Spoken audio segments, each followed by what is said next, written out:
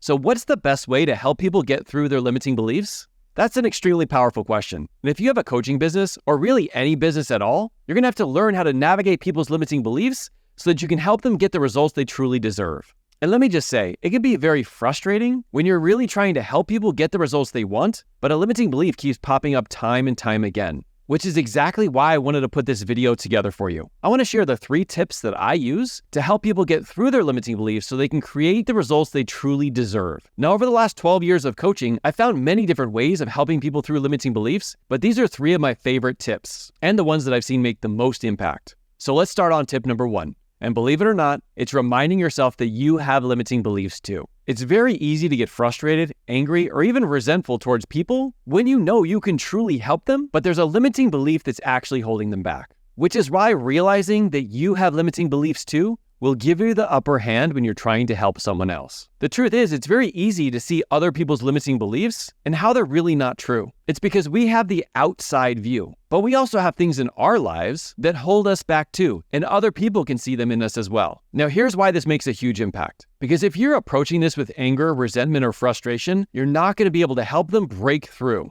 Instead, we have to be able to approach this with curiosity and caring, or they're not going to be even willing to listen to us. I want you to think about a time that maybe somebody did this to you. I remember personally struggling with the thought that I just didn't have enough time. And I would have person after person come up to me and tell me, Mark, you don't find the time, you make the time. The only problem is that didn't help me at all. It just made me feel shameful, guiltful, and maybe even a little embarrassed. That never helped me get through my limiting beliefs. So if I could summarize tip number 1 is instead of getting into the convincing business, get curious and caring and remind yourself that you have limiting beliefs too. Then we move on to tip number 2, and that is asking them questions to help get to the root of their limiting belief on their own. Here's what I mean. Have you ever had those moments where people tell you what to do or tell you what the problem is, and it kind of gets you on the defensive? Well, that's exactly what we can do when we're pinpointing and pointing out other people's limiting beliefs. Instead, I've always found it more powerful when I can ask questions that helps them uncover it for themselves. Not only are they not going to be defensive, but they're going to be more likely to take action that's in the opposite direction of their limiting beliefs. Now, I want to give you a few ideas of some of the questions I use to help to get to the root of the problem. These are questions like, tell me more about that.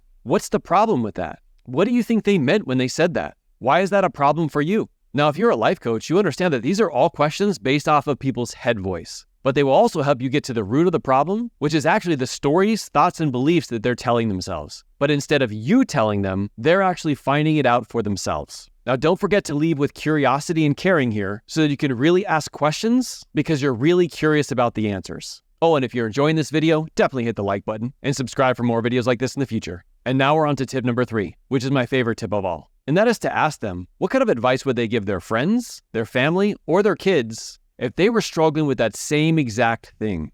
Now, in our life coach certification, we talk about questions like this to help people get from their head into their heart voice. And that is exactly what you're doing by asking this level of question. Now, be cautious and ask it exactly how I did, because it will naturally lead people into giving advice to others. Because how much easier is it to give advice to other people than it is to give it to ourselves? That, plus it's so much easier to believe in others than it is to believe in ourselves sometimes. Just be sure and remind them that the advice they give to the other person is equally powerful for themselves.